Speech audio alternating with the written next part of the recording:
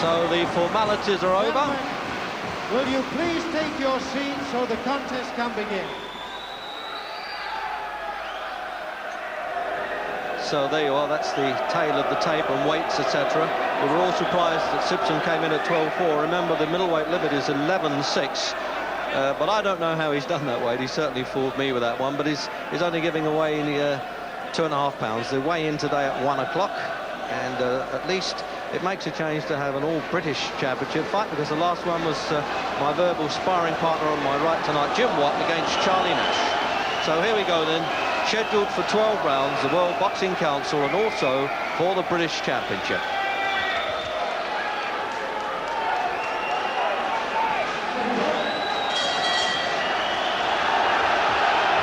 So now we'll find out whether it's all about strength of Andries or that little extra experience at the top by Sibson.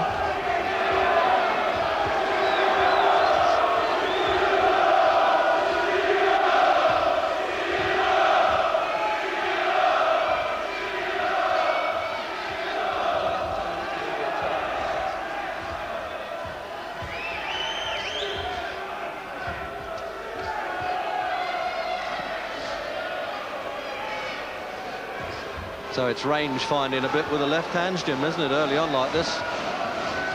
Yeah, well, I think this fight is going to depend a lot on who manages to force his opponent back. They both like to box going forward, and it's I think Sibson's only chance is to force Andries back. Andries has the weight advantage, the height advantage, and the reach advantage. But to my mind, Sibson's a better all-round fighter. But to be effective, he has to be moving forward. Well, Sibson's won his sort of, we won't call them comeback fights, but he took quite a time off after defeating Mark Kaler. And he had a couple of slips in those fights, so his chin's going to be well tested tonight by Andries, as we say, the bigger man, and he would contend certainly the stronger.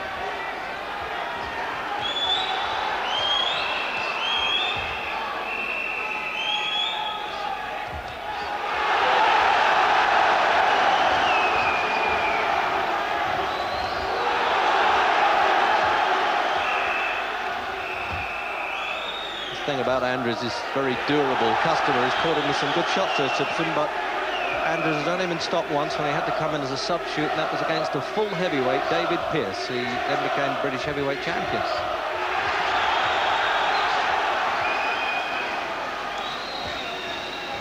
So with a minute to go in the opening round, it's lively in the ring, and I can assure you it's lively outside here. The Sibson fans banging their feet on these sort of metal stands here.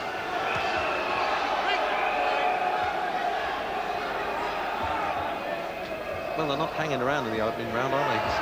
No, they certainly are not. I think everyone, including Sibson, expects Sibson to be most effective in the first half of the fight. So if I was handling Andries, I would say make sure you have a good first round. Don't let Sibson have a good first round, because that's what he expects.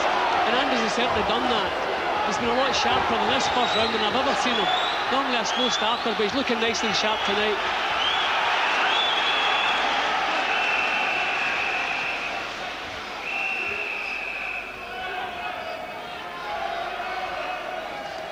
And there's the countdown clock for the round then. 3-minute duration.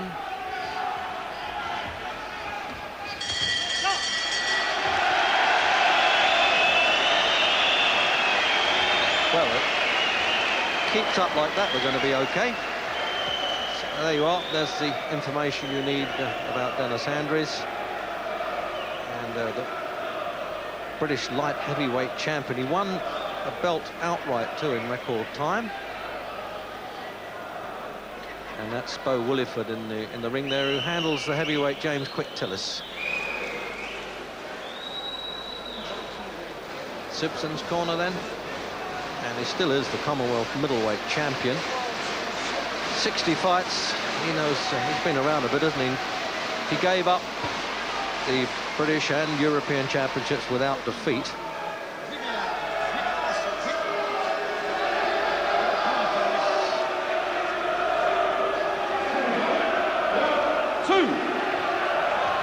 So round two. And already it's a great deal more entertaining than when Andries took the championship, and certainly deservedly so, against J.B. Williamson of Los Angeles.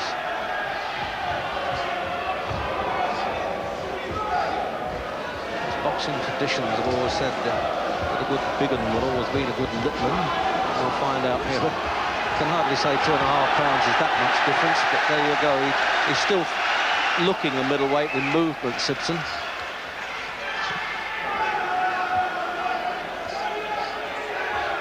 But Jim Watts, I agree with that.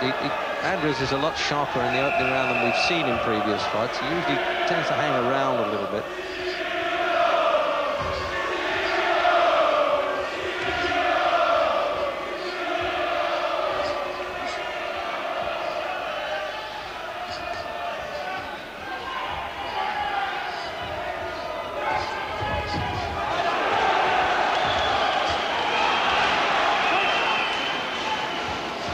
Sometimes Andries takes the press to task, and indeed commentators, for saying he's not skillful. We don't acknowledge his skill. His left hand's been useful, isn't it? Yeah, he's really got off to a very sharp start. See, we have to remember, Reg, that winning a title tends to improve a boxer, especially winning a world title. So it's possible that having the confidence of being a world champion and facing a foe that he knows pretty well, that he's feeling pretty confident in there. Also the fact that he's bigger and heavier than Sibson. But he started very sharply.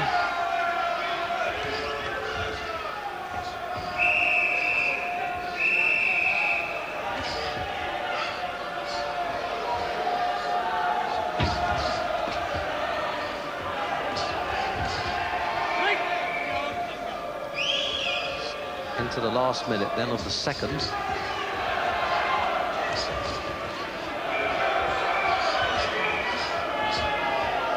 A little bit out of range for the left hand there, though, Andries, and occasionally Sibson's left hooks look a bit useful too. That's always been his pet punch. Mind you, he digs a bit with the right too.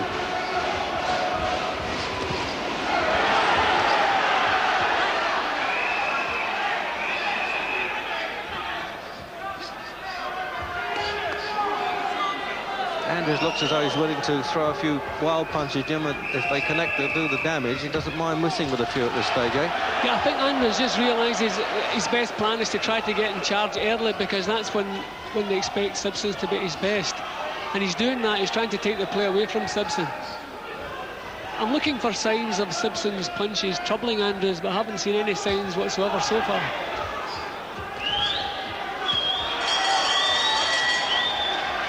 Oh, I like the little stare at the end of the round there. Sibson took a whack in the body there and gave the impression that that's okay, I can take that. And there's the team working the corner there. And it's manager young Red Steen on the outside. And Bo Williford is flying off to Australia, I should tell you, tomorrow to second quick to list against Joe Bugner. Not a particularly smart fight for Joe Bugner to take. And the boys in blue. Kenny Squires in the ring, and Tony Fossey on the right of the picture outside, of matchmaker, trainer, and second Brian Walters.